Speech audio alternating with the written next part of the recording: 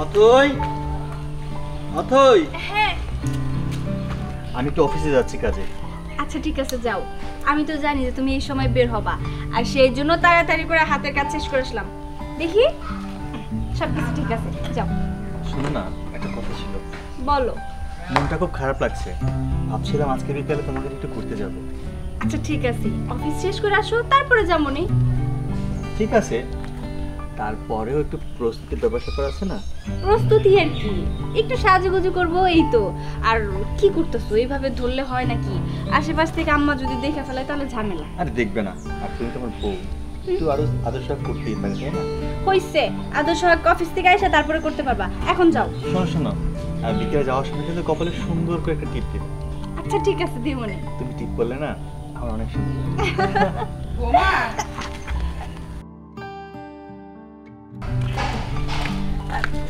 আম্মা কিছু বলবেন? হ্যাঁ বৌমা, সূর্য যেহেতু এই জায়গায় আছে তাহলে ভালোই হইলো। তোমার বাপে ফোন করছিল, হ্যাঁ 2-1 লোক নিয়ে আইতেছে বাড়িতে। লোক? কিন্তু কেন আম্মা? আরে তোমার বাপের আমি কইছিলাম জান্নাতের লিগে ভালো একটা পোলা দেখতে, সে নাকি দেখছেও, তাই বললো যে 2-1 লোক নিয়ে আইতেছি, ওরা ওরা দেখবো। তো বাবা তুই এক কাজ কর, তুই বাজারে যা, যাই কিছু মাছ মাংস নিয়ে আয়। লোকজন যেহেতু আইবো তাকে তো একবেলা খাওয়ান দিতে হইব। আর বৌমা তুমি জান্নাত একটু রেডি হইতে কও, লোকজন আইসা জানি রেডি অবস্থায় দেখে। আপনি চিন্তা করেন না আম্মা, আমি জান্নাতকে সুন্দর করে সাজায় দিমুনি।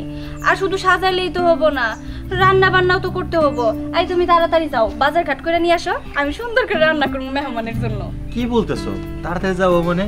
আমার তো অফিস যাইতে হইব, জরুরি কাজ আছে। আজকে অফিসে যাইতে হবো না, তুমি তোমার বসরে কল দিয়া কও যে আজকে তোমার বাড়িতে তোমার বইনেরে দেখতে আইতাছে। এইটা শুনলে ওনারা তোমার একদিন ছুটি দিব। যাও, কল দাও। আচ্ছা, আমি বাজার যেতে যেতে বসের সাথে ফোন দিয়ে কথা বলতেছি। আচ্ছা যাও। আম্মা আপনি একটা কাজ করেন, কি কি রান্না করবো তার একটু প্রস্তুতি নেন, আর আমি সেই পর্যন্ত দেখি জান্নাত কই আছে, পরে খুশি সংবাদটা দিয়ে আসি। ঠিক আছে বৌমা, যাই আমি ওইদিকের কাজগুলো শেষ করি।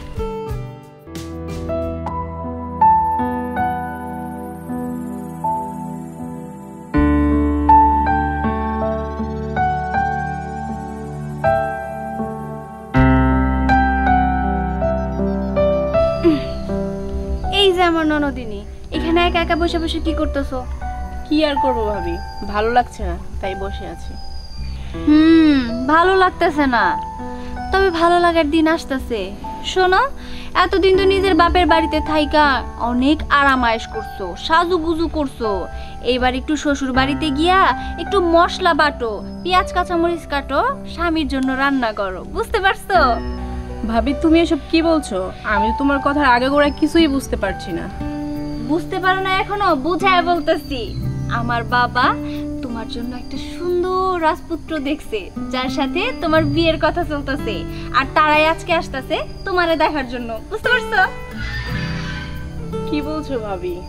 ভাবি একটা সময় তুমিও বাবার বাড়িতে ছিলা, এখন আমাদের বাড়ির বউ, আর এখন আমি এই বাড়িতে, একটা সময় আমিও শ্বশুর বাড়িতে যাব। বিয়ে তো করতেই হবে। যাক, বুঝতে যেহেতু পারছো তার জন্য ধন্যবাদ। আর এইটা তো আমি খুব ভালোভাবে বুঝতে পারছি যে আমার ননদিনী বিয়ে বসার জন্য একদম উতলা হয়ে আছে। আচ্ছা যাই হোক, শোনো, হাতে একদম সময় নাই, চলো তোমারে রেডি করায় দিতে হবো, তোমারে সাজুগুজু করায় তারপরে আবার আমার রান্না করতে হবো, এইটা আমার শাশুড়ি আম্মার আদেশ। চলো চলো চলো, একদম দেরি করে যাবো না।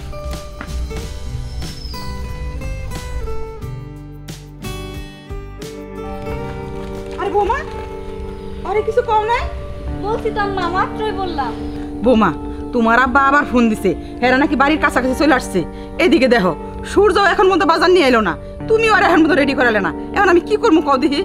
আম্মা আপনি এত অস্থির হয়েন না তো, আমি আছি, আমার উপরে একটু ভরসা রাখেন, পরে কিছুক্ষণের মধ্যে আমি সাজিয়ে দিমু। আর আপনার ছেলে হয়তো বা ও বাজার নিয়ে চলে আসছো বেলা, ও আসলে পরে আমি রান্নাটা শেষ করে দিমু। আর যেহেতু ওনারা আসতেছে, ওনারা তো মেয়ে দেখতে আসতেছে, একটু না হয় অপেক্ষা করলো, এত উতলা হইলে হবো না আম্মা, সবকিছুর জন্য সুন্দর একটা সময়ের দরকার। তা না হয় আমি বুঝলাম, কিন্তু লোকজন কি এগুলো বুঝবো? আমি যাই, ওরে তাড়াতাড়ি রেডি করো। ঠিক আছে, চলো চলো। কি ব্যাপার, তোমার মন খারাপ কেন? কি হয়েছে? এই বিয়েতে তুমি রাজি না? কই ভাবে মন খারাপ? মন খারাপ না তো। তার ঠিক আছে, তবে আমি বলতেছিলাম তোমার কি পছন্দের কেউ আছে? না ভাবি, আমার পছন্দের কেউ নেই, থাকলে তো তোমারই সবার আগে জানাইতাম। ও আচ্ছা, যাক খুব ভালো। তার মানে মন খারাপ তোমার, বুঝতে পারছি। প্রত্যেকটা মেয়েরই এই সময় মন খারাপ হয় যখন নিজের বাবার বাড়ি ছাইরা অন্যের বাড়িতে যাওয়ার কথা শুনে। যাই হোক, এটা প্রত্যেকটা মেয়েরই মাইনা নিতে হবো যে একটা সময় তাদের বিয়ে হয়, নতুন একটা সংসার হয়। সেটা মনে করে এখন মন খারাপ না করে একটু হাসো। আর চলো, তোমার রেডি করাই দিমু। চলো চলো চলো। মাও থই বাবা তুমি? হ কি ব্যাপার, বাকি লোকজন কই? না, বাকি লোকজন এখন আসে নাই, ঘটনা অনেক পরে আসবো। তো বাড়িতে তো কোনো মুরব্বী মানুষ নাই, সেই জন্য আমি আগে আসলাম যে তোরা কি করতেছস না করতেছস। খুব তোর ভালো করছিস। শাশুড়ি কই? আমার শাশুড়ি আমার মনে হয় রান্নাঘরে, আমি ডাক দিতেছি। আম্মা, আম্মা, এই তো বোমা। তাড়াতাড়ি আসেন। আসসালামু আলাইকুম। ওয়ালাইকুম সালাম। লোকজন কই বিয়াই? লোকজন একটু পরে আসবো, আমি আগেই আইসা আসছি। আর বাড়িতে তো কোনো ময়মুরব্বী নাই, একটু আগানি জোগানি আছে না, তারপর নতুন মেহমান আসবো। আপনারা কি করছেন না করছেন একটু দেখতে হইব তো। ভালো করছেন, একদম ঠিক কাজ করছেন বিয়াই। সবকিছুই তো বুঝলাম বাবা, তুমি তো এটা বলো নাই যে ছেলে কি করে। তুমি কি কিছু জানো? আরে ওগুলো সব পরে জানতে পারবি তোরা। আচ্ছা মা, বাজার ঘাট সব পাকঘরে রেখে আসছি। যাক, খুব ভালো হইছে। আমি তাহলে দেরি না করে ওরে নিয়ে যাই, ওরে রেডি করে দিই আমরা। হ্যাঁ, ঠিক আছে বোমা, যাও। তুমি রেডি করো। এই চল সূর্য, এই বাড়িতে তো কোনো কিছুই আয়োজন নাই, বসার জন্য তো একটা ব্যবস্থা করতে। চেয়ার টেবিল আনতে হবে, আচ্ছা, বুঝতে চলো, পারছি। আমরা তুমি রান্না করে যাও। বিয়াই, একটা কথা কই, কর। পোলার কি কোনো চাওয়া পাওয়া আছে? আরে বিয়াইনি, এগুলো আপনি কি কইতেছেন? আগে মায়া দেখুক, তাকে পছন্দ হোক, তারপরে লেনদেনে কথাবার্তি কথা হইব। ঠিক আছে, আপনি যা ভালো মনে করেন তাই করেন। আচ্ছা এই বাবা চলো। হ্যাঁ, চেয়ার টেবিল তো আনতে হইব। আচ্ছা ঠিক আছে মা, তুমি এক কাম করো, তুমি পাকঘরে যাও, রান্না বান্না রেডি করে যাও। চলো চলো। হ্যাঁ,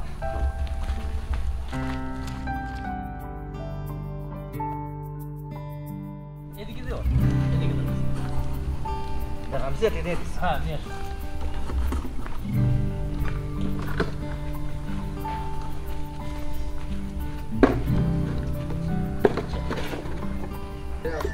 ওই চেয়ারটা ওইদিকে দাও, ওইদিকে দাও। হ্যাঁ।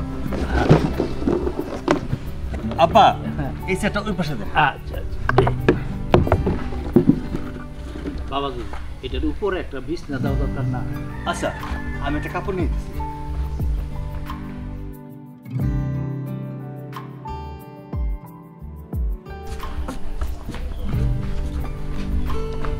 আব্বা, হ্যাঁ, তেমন কিছু পাই নাই, আচ্ছা দাও। তাড়াহুড়ো করে বিছনার চাদরটা লয়ে এসেছি। হ্যাঁ, ভালো।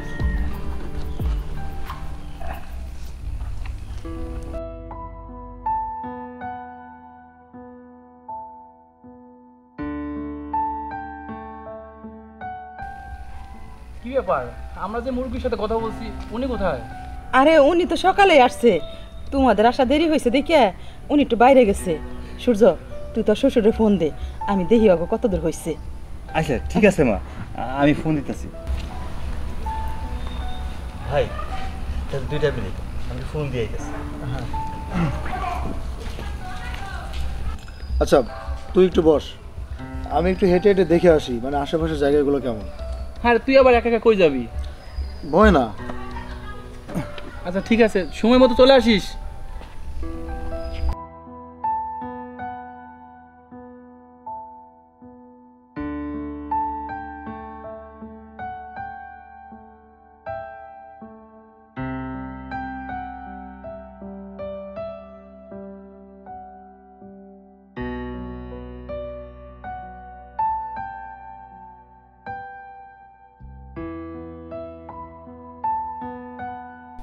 আসেন আব্বা, আব্বা আপনি বসেন।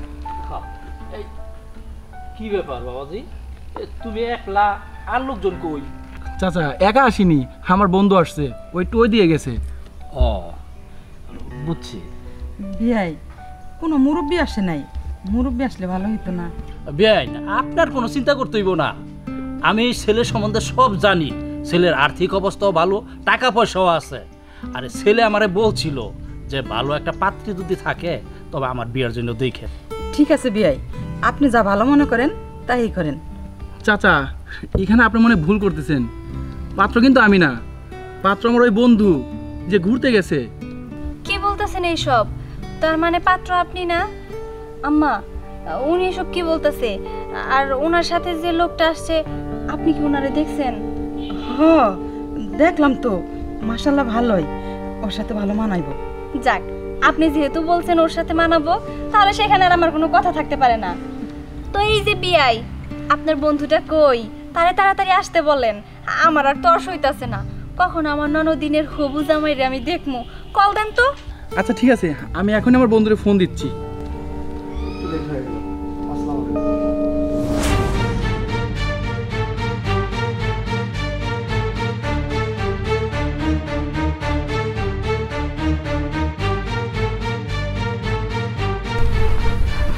বাহ, চমৎকার, পাত্র তো বেশ সুন্দর। তবে হ্যাঁ, আমার ননদকে ওনার পছন্দ হয়েছে কিনা ভাবি হিসেবে তো আমার এটা জানার দরকার, তাই না? মা, আমি বলছিলাম কি, আমি একটু আমার ননদের হবু হাজবেন্ডের সাথে একা কথা বলতে চাই। আপনি কি বলুন? ঠিক আছে বৌমা, তুমি যাও, তাড়াতাড়ি এসো।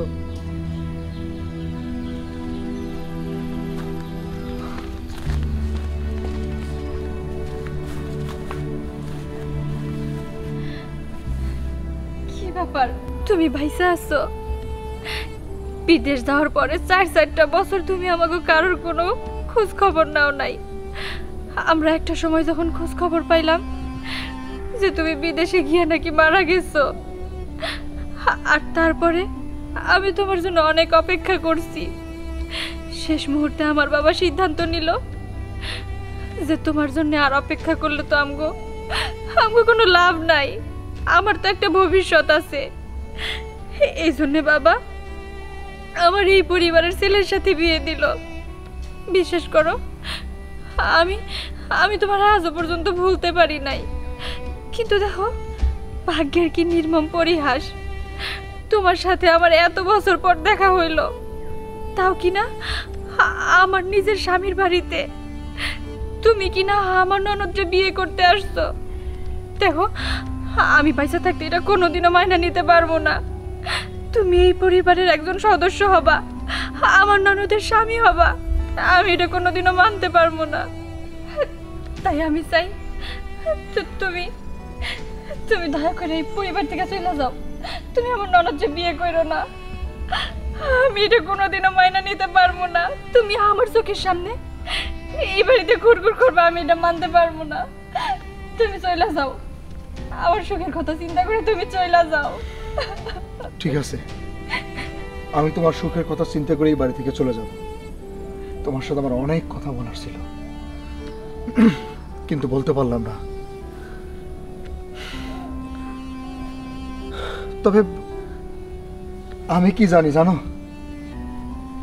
আমি জানি আমি বিদেশে যাওয়ার পরে তুমি অন্য একটা ছেলের সাথে ভেগে চলে গেছো। সেই ঘৃণার রাগে আমি তোমার সাথে যোগাযোগ করার চেষ্টা করিনি।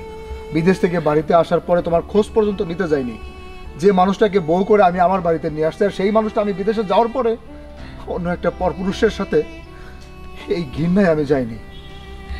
কিন্তু তুমি বলছো অন্যটা। ঠিক আছে, আমি তোমার কথাই বিশ্বাস করছি এবং তোমার কথা মতোই বাড়ি থেকে চলে যাচ্ছি।